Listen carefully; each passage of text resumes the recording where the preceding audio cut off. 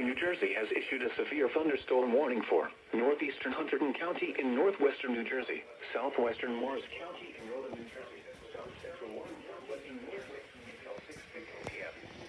At 5:10 p.m., a severe thunderstorm was located over Hampton, or 12 miles east of Easton, moving east at 10 miles per hour. Hazard, 60 miles per hour with gusts and nickel-sized hail. Source, radar indicated. Impact, damaged roof, siding, trees, and power lines is possible. Locations in Texas include Washington, High Bridge, Pleasant Valley, Annandale, White House Station, Long Valley, and Brass Castle.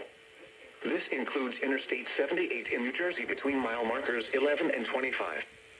For your protection, move to an interior room on the lowest floor of a building. To report severe weather, contact your nearest law enforcement agency. They will send your report to the National Weather Service office in Mount Holly, New Jersey. And may lead to flash flooding. Do not drive your vehicle through flooded roadways. Repeating, a severe thunderstorm warning has been issued until 6:15 p.m. for the following counties in New Jersey: Hunterdon, Morris, and Warren.